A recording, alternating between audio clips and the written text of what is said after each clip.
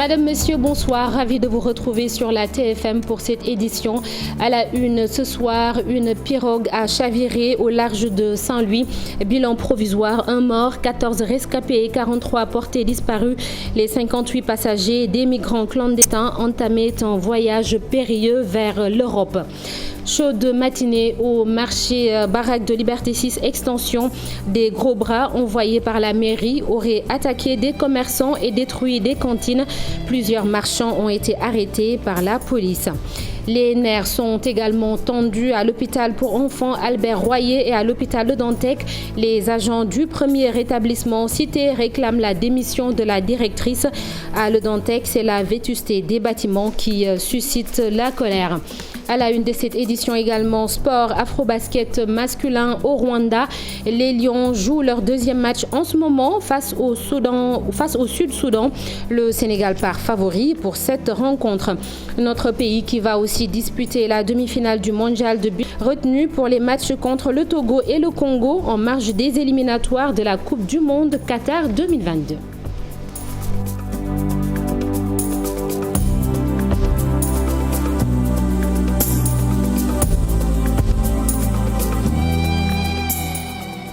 Bienvenue sur la TFM. L'embarcation avait à son bord 58 migrants clandestins.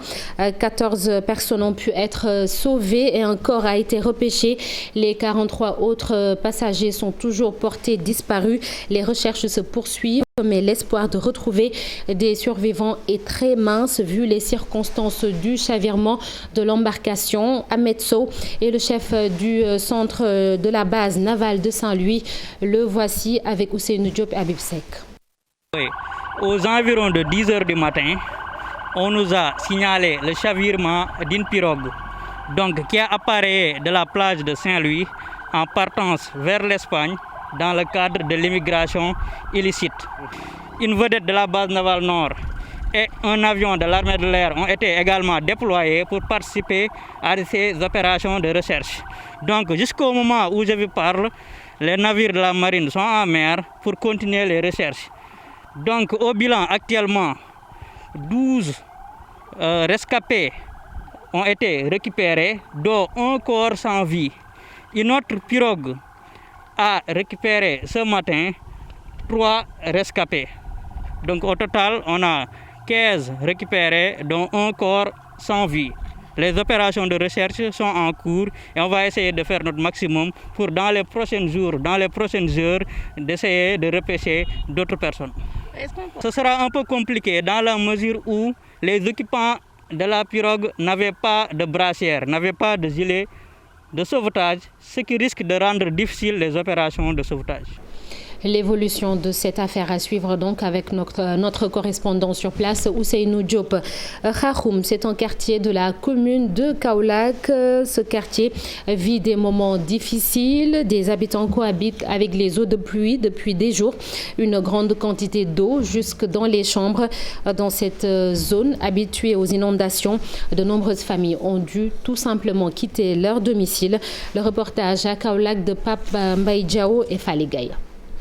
53,8 mm de pluie, des maisons et des rues de Kharoum sont sous les eaux. Fatou Diouf s'active pour se débarrasser du liquide qui a envahi sa chambre. Cette femme exprime toute sa souffrance pendant l'hivernage. Actuellement, j'essaie de sortir de l'eau de la chambre. Je ne peux même pas vaquer à mes occupations à cause de cette situation. Dans cette autre maison, c'est le même décor. La famille passe les nuits dans les chambres pleines d'eau. Cet habitant du quartier estime que malgré les travaux effectués dans le quartier, le problème des inondations demeure toujours. Les travaux ne sont pas encore terminés. Raison pour laquelle l'eau va retourner vers les maisons, dans les maisons. Et du coup, les gens vont sortir. Et on constate aussi que dans les chambres, il y a beaucoup d'eau et les gens ne peuvent pas vivre là. Obligés de vivre dans les eaux durant tout l'hivernage, ces populations sollicitent le soutien des autorités. Il faut que l'État nous apporte son soutien. Aucune personne ne peut régler les inondations. Seul l'État a les moyens de le faire. Kharoum est sous l'eau et nous avons besoin d'aide et nous avons besoin des solutions définitives. Dans ce quartier de Kharoum, beaucoup de maisons sont abandonnées depuis des années par leurs propriétaires à cause des eaux de pluie. Retour à Dakar, les occupants du marché Baraque de Liberté 6 Extension déterminés à conserver leur lieu de travail. Ils accusent la mairie de la SICAP d'avoir envoyé des nervis qui ont détruit des cantines. Il y a eu des affrontements avec des échanges de projectiles.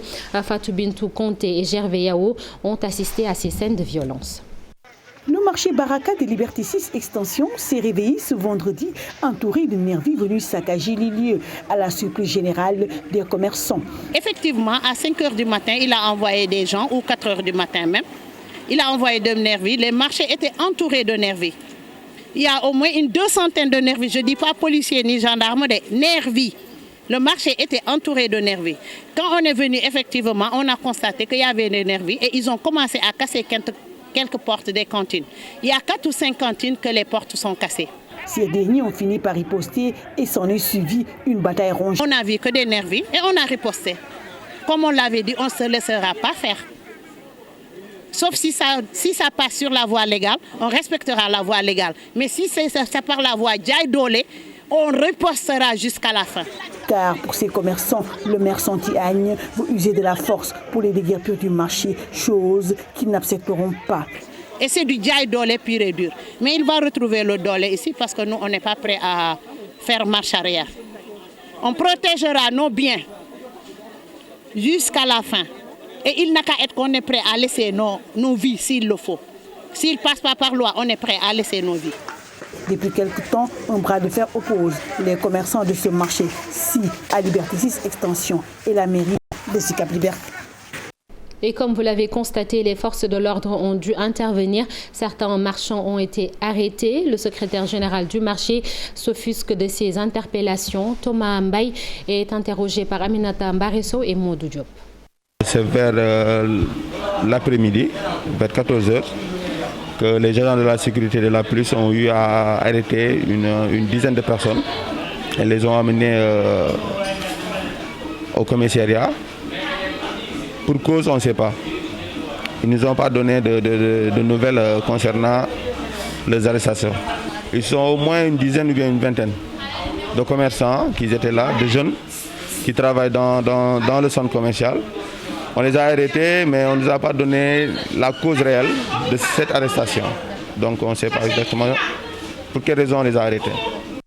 La hausse des prix de certaines denrées de première nécessité, toujours d'actualité. Le directeur du commerce intérieur tente de donner les raisons de cette hausse. Oumar Diallo évoque une inflation sur le marché mondial et l'augmentation du fret au niveau du transport maritime. Et la situation pourrait être aggravée par la taxe de 3% que la douane impose sur certains produits. Oumar Diallo était l'invité de la matinale sur la TFM. Le voici avec Chérif Dia. La hausse constatée sur certaines denrées de grande consommation, c'est une situation que nous vivons et que nous constatons et qui est due au fait que c'est une inflation qui nous est imposée par la situation que nous connaissons au niveau mondial et international.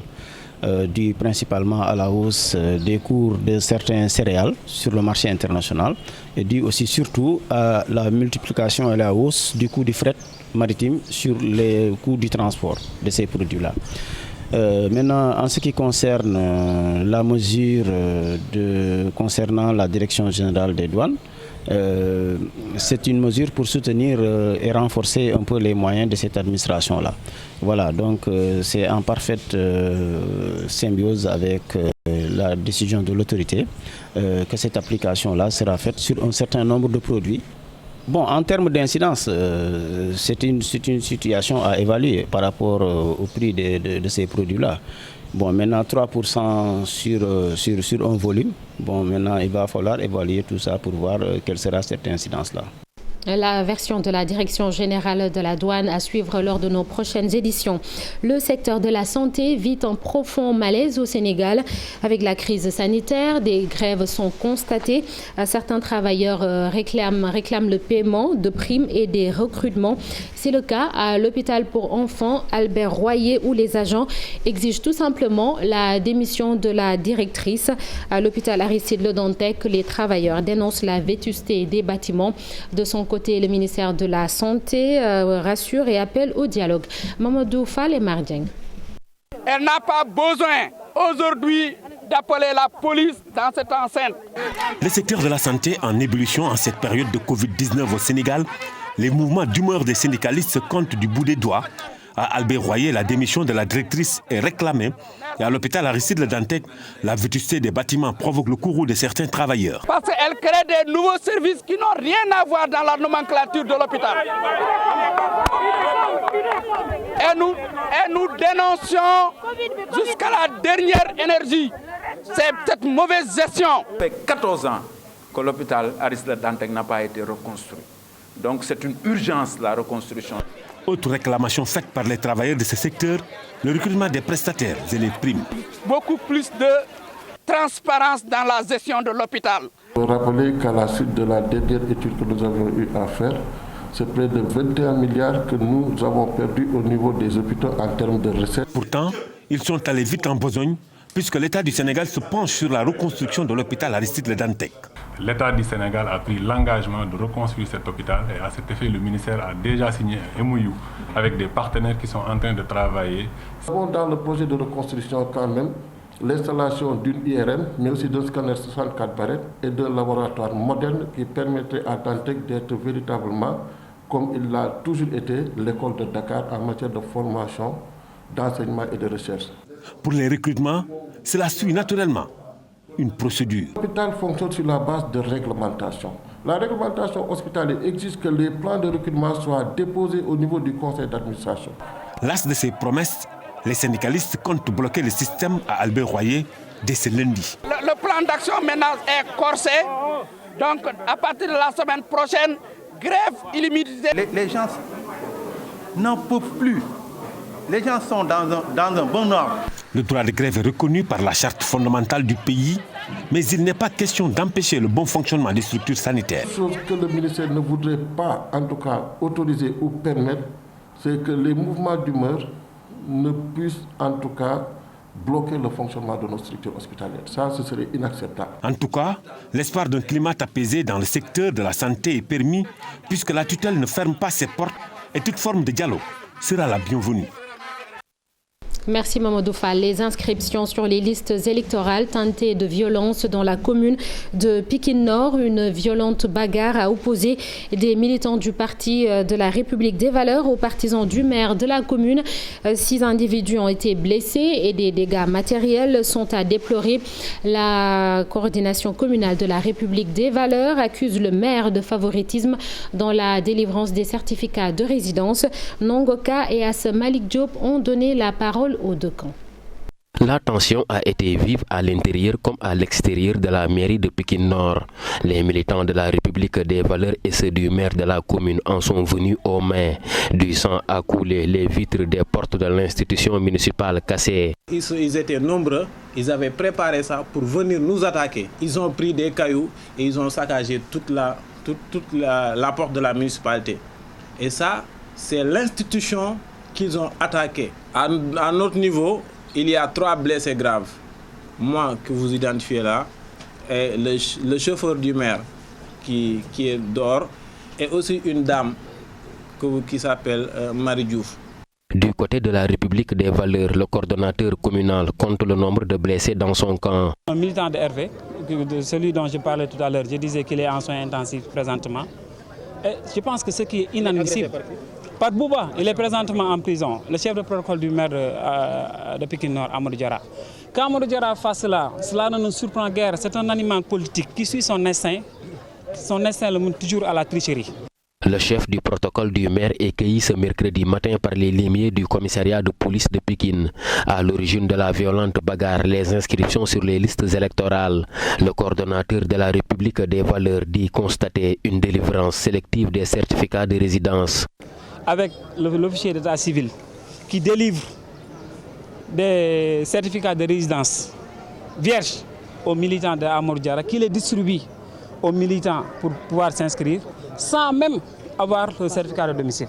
Ces accusations sont démontées par le chef de cabinet du maire Amadou Diarra. Un des membres de la République des valeurs était venu ici dans la mairie avec disposition de 25 certificats de domicile pour chercher 25 certificats de résidence. Et que l'officier d'état civil avait refusé de délivrer ces 25 certificats de résidence. Lamine Gueye exige la délocalisation de la commission administrative installée au niveau de la municipalité. À chaque fois que j'ai été interpellé, à chaque fois que j'ai eu des éléments, j'ai interpellé le sous-préfet en personne, avec des éléments factuels. Je lui ai même donné des audios, des images, des photos. Face à cette tension, un important dispositif policier est mis devant l'institution municipale pour veiller au grain. Le gouverneur de la région de Dakar, Al-Hassan Sall, s'est rendu à la municipalité pour constater les dégâts. Il précise que les personnes reconnues responsables seront sanctionnées. Il va d'ailleurs appuyer la plainte du maire. Et quant à la délocalisation de la commission voulue par les protestataires, il en est hors de question. Voici Al-Hassan Sall avec Nongoka. Je voudrais dire à cela et à tous ceux-là qui souhaiteraient suivre cet exemple qu'ils se trompent lourdement. Aucune commission ne sera délocalisée et les opérations vont s'y poursuivre. Ici, dans la commune, donc dans l'hôtel de ville de Pékin Nord, sous la surveillance des forces de défense et de sécurité, mais le contrôle quotidien du sous-préfet de l'arrondissement, garant de l'ordre public. Je voudrais donc, au-delà même de cela, effectivement saluer le maire de la commune et lui transmettre un message de solidarité. Parce que ce que les gens semblent oublier, c'est que la commune est un démembrement de l'État. Ce que je voudrais dire, c'est que ces actes ne resteront pas impunis. Apparemment, ils ont été identifiés. Le maire m'a signifié avoir déposé une plainte. Et j'appuie cette plainte en tant que représentant de l'État, en tant qu'autorité administrative, parce que je ne peux pas accepter que des institutions abritant les services de l'État soient attaquées. Des enquêtes seront diligentées, les responsables certainement interpellés et présentés au procureur pour que la justice fasse son travail. Ouvrons la page culture de ce journal avec ce bel exemple d'engagement auprès de la communauté. Ça se passe à Pout. Des artistes plasticiens ont organisé une grande exposition autour du thème Basmala, premier verset de la sourate Al-Fatiha. Toutes les recettes iront à la finalisation des travaux de la mosquée de Pout. Babacar Samb-Djen, artiste plasticien, revient sur cette initiative au micro de Ibou Diouf et Amadouba. C'est une exposition d'art islamique à la grande mosquée de Pout, une exposition d'art sur la thématique de la Basmala, qui veut dire Bismillahirrahmanirrahim, Dieu le tout clément et très miséricordieux. Donc c'est sur ce terme que nous comptons exposer une 50aine d'œuvres d'art plastique pour participer dans cette œuvre de réhabilitation de la grande mosquée de Pout. Et donc c'est une manière de participer culturellement dans la vie culturelle et religieuse dans cette ville et une manière de participer économiquement, financièrement à cette œuvre collective de la communauté musulmane de Pout. En effet, ce que nous gagnons concernant les recettes de cette vente de tableaux d'art ira... On parle d'un autre art, la musique avec les beatmakers, un métier qui a connu une explosion au début des années 2000. Le beatmaking est la création de rythmes et mélodies à l'aide de nouvelles technologies, des compositions qui se font en temps record. C'est un sujet signé Ibou Diouf. Le terme beatmaker peut se traduire par créateur de rythme. Le beatmaker est en réalité un compositeur généralement associé au départ au style hip-hop ou R&B. Mais avec l'explosion du genre musical dans les années 90, les beatmakers ont commencé à prendre une place de plus en plus importante dans l'industrie musicale. Le beatmaking, c'est de la musique assistée par ordinateur, c'est les MAO, musique assistée par ordinateur. Donc ça consiste à créer de la musique par son ordinateur.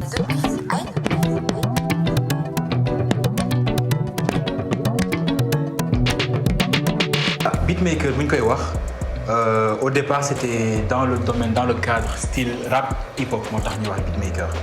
Donc c'est après que c'est devenu un peu plus général. Une machine, un séquenceur ou une boîte à rythme avec un sample. Magicien de la MAO, musique assistée par ordinateur, génie du mixage, producteur à l'écoute des artistes, le beatmaker s'est imposé ces dernières années sur la scène musicale comme un membre à part entière des projets musicaux. Beatmaker, beatmaker et t'as pas besoin d'avoir une expérience ou une xam-xam bu mag ci musique.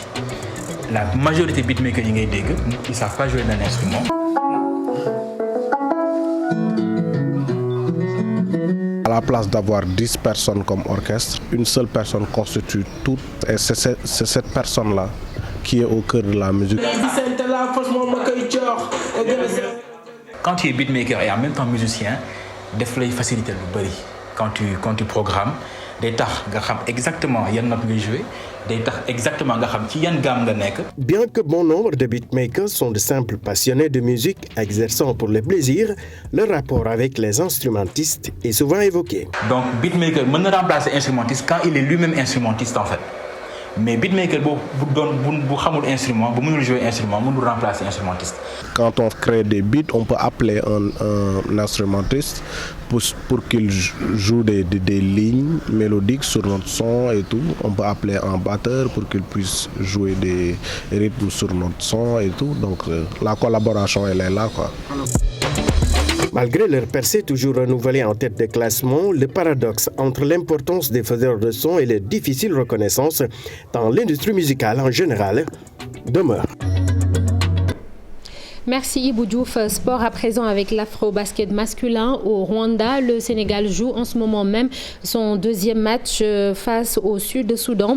Une équipe complète qui s'est bonifiée sur les tirs extérieurs. De quoi en faire un favori naturel. Mamfatou Ndoye et Massayer Ndiaye, nos envoyés spéciaux à Kigali, ont donné la parole à des observateurs. Pour leur première sortie, les Lions ont fait forte impression chez les observateurs. Une équipe complète, forte sur les tirs extérieurs et dont le secteur intérieur est aussi bon. Ce qui m'a impressionné, c'est surtout au niveau des tirs. Vous savez, le basket moderne, maintenant, ce sont les tirs. Les tirs primaires, les tirs à 3 points, on en a mis 12. Cela veut dire qu'il y a l'adresse. Si on continue à rehausser ça, à aller jusqu'à 20, on sera difficile à battre. Je pense que sur le papier, c'est l'équipe qui a le meilleur secteur intérieur. On sait à quel point c'est déterminant d'être à droit à 3 points, mais on sait à quel point le secteur intérieur dans le basket aujourd'hui est important, d'autant plus qu'il manque de plus en plus de grands. Des points faibles, il y en a aussi chez les Lions, il faudra vite les rectifier. En l'afro-basket, ça se gagne en défense. Ça se gagne en défense. Si on voit qu'on a encaissé moins de 60 points, cela veut dire qu'il y a une bonne défense quand même. En afro-basket, si vous parvenez à maintenir vos gars à moins de 60 points, ça veut dire qu'il y a une très bonne défense. L'afro-basket, il faut être agressif. Agressif sur le plan défensif, prendre les rebonds. Qui contrôle les rebonds, contrôle les matchs. Et faire moins de pertes de balles. Comme toute équipe, il y a des défauts. C'est-à-dire il y a des problèmes de concentration au niveau des arrières, des meneurs. Il y a des problèmes aussi parfois de faire le show, de faire le spectacle. Voilà, ça c'est vraiment les dangers que... Mais bon, Boni, je le connais, je sais que c'est quelqu'un qui est rigoureux, il va mettre le haut là assez rapidement. Prendre match par match, c'est la consigne dans la tanière. Une qualification pour les huitièmes de finale sera déjà une étape de franchie, même si on en attend évidemment plus de nos Lions. On joue en ce moment le 4e carton et le Sénégal domine le match. Un joueur s'est fait particulièrement remarquer lors du premier match du Sénégal. Branco Baggio, actuel sociétaire du FC Barcelone en Espagne. À 22 ans, il a fait toutes ses classes au Saltigué de Rufisque. Branco Baggio dit nourrir de grandes ambitions dans cet afro-basket. Il parle de son parcours dans ce reportage signé Soda Thiam. J'étais dans une académie dans les îles Canaries, la CBA.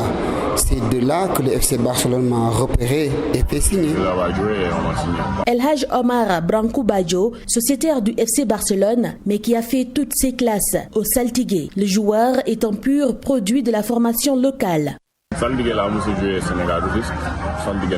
J'ai fait toutes mes classes au Saltigué de Rufisque. De mes 6-7 ans au senior. On m'a surclassé senior quand j'étais cadet. J'ai vraiment tout fait là-bas. Disons depuis mes 7 ans, 8 ans. 16 ans presque.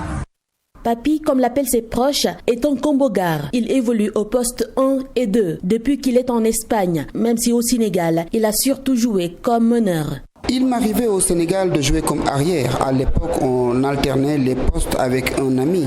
Mais mon poste, c'est meneur. C'est vraiment en Espagne que j'ai commencé à évoluer sur les deux postes 1 et 2. Son intégration en équipe nationale ne fut pas difficile car depuis la préparation du tournoi qualificatif olympique, il a eu largement le temps de connaître ses coéquipiers. Raison de plus pour être ambitieux dans cet afro-basket. Faire un bon afro-basket, nous ne venons pas ici en disant que le résultat ne compte pas. Nous voulons faire un bon afro-basket. Nous sommes là pour compétir. Là, on joue. Si on écoute les résultats, on est ici pour compétir comme tous les équipes. Des ambitions que le joueur a montrées dès son premier match ici à la Kigali Arena. Lui qui peut aussi s'inspirer de certains modèles comme... Quand j'étais enfant, j'avais pour modèle Kobe Bryant. En grandissant, j'ai aussi commencé à regarder d'autres joueurs. Chez nous, il y a un joueur, Corey Higgins, qui me donne pas mal de conseils. Et vous le savez, le Sénégal est qualifié pour les demi-finales du travail acharné de toute une équipe et celle-ci est d'ailleurs capable d'amener une médaille. Maître Augustin Senghor, président de la Fédération sénégalaise de football. Il n'y a aucun fatalisme de l'impossible pour notre pays. Nous sommes capables de reculer toutes les barrières de l'impossible pour autant qu'on y croit et surtout qu'on y va solidairement. Et je pense qu'aujourd'hui, le résultat qu'ils sont en train d'obtenir, je dis bien qu'ils sont en train d'obtenir parce que notre envie, notre volonté, c'est qu'ils aillent plus loin que ça, que cette demi-finale, n'est que le fruit justement de cette solidarité, de cet engagement d'une équipe en son sein, mais autour d'elle, pour atteindre des objectifs et aussi une certaine continuité dans le travail. Je pense qu'aujourd'hui le résultat répond, même s'il est historique par rapport à l'adversaire qui a été éliminé par rapport depuis plusieurs années. Je pense que c'est en persévérant qu'ils sont arrivés à, comme on dit, briser ce plafond de verre pour se jouer les quarts de finale. Et le football sénégalais s'est inscrit dans cette logique. Le Sénégal jouera à 16h30 GMT face au Japon au complexe sportif Loujniki de Moscou. Maître Augustin Senghor, que vous venez de suivre, a tenu ses propos lors de la conférence de presse du sélectionneur national de l'équipe de football. Aliou Cissé a justement publié une liste de 25 joueurs pour affronter le Togo et le Congo, match comptant pour les éliminatoires de la Coupe du Monde Qatar 2022. Des rencontres qui s'annoncent difficiles avec l'arrivée tardive de certains lions, Pafaragning et Amadouba. Pas de surprise dans la liste du sélectionneur national pour affronter le Togo et le Congo. Aliou Cissé s'attend à des matchs difficiles, surtout avec les conditions d'arrivée des joueurs et les matchs du week-end. Je pense que ces deux matchs-là sont trop proches le 1er septembre, c'est trop proche des championnats européens. On a des joueurs qui jouent samedi, d'autres jouent dimanche. Ils arriveront peut-être que le lundi, voire même peut-être le mardi. C'est à nous de nous adapter. Je pense aussi que cette pandémie et la gestion administrative aussi des protocoles sanitaires peut-être y est pour quelque chose. Voilà, maintenant c'est à nous de nous adapter. Autre souci à se faire, l'heure du match devant opposer le Sénégal au Togo. L'heure du match, c'est pareil. Je crois que c'est dû peut-être, je dis bien peut-être, à la panne d'électricité qu'il y a eu la dernière fois. Mais en ce moment, en Europe aussi, il y a des championnats, il y a des pays où la chaleur persiste. La chaleur est encore là. Là encore, une fois de suite, il va falloir qu'on s'adapte. La question de la libération des internationaux sénégalais, l'entraîneur Aliou Cissé demande plus de respect. Ça concerne tout le temps les joueurs africains et je crois qu'il faut que ça cesse. Il faut que ces clubs-là respectent aussi notre football, respectent notre confédération, qu'ils comprennent qu'on est 54 nations et que nous avons notre mot à dire dans ce football international.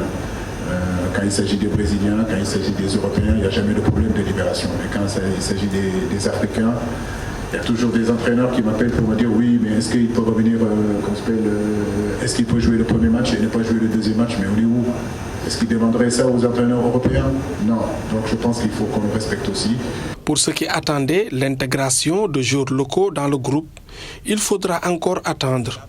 Toutefois, les cas des autres joueurs qui peuvent intégrer la tanière dont Pape Gueye et Sofiane Diop ont été évoqués par le sélectionneur sénégalais. Et la fédération informe que le match contre le Togo se jouera à huis clos. Ce sera le mercredi 1er septembre à 16h au stade de Lat Dior de Thiès. Une décision en application au protocole Covid-19 des matchs de la CAF et de la FIFA en vigueur. Et c'est la fin de ce journal. Merci d'avoir été avec nous. Rendez-vous demain à 20h si vous le voulez bien, mais restez sur la TFM. Dans quelques instants, la dernière partie de Soir d'Info avec Binta Diallo qui reçoit Sadio Dansoro qui est le président du conseil départemental de Saraya. Bonne soirée à tous. Au revoir.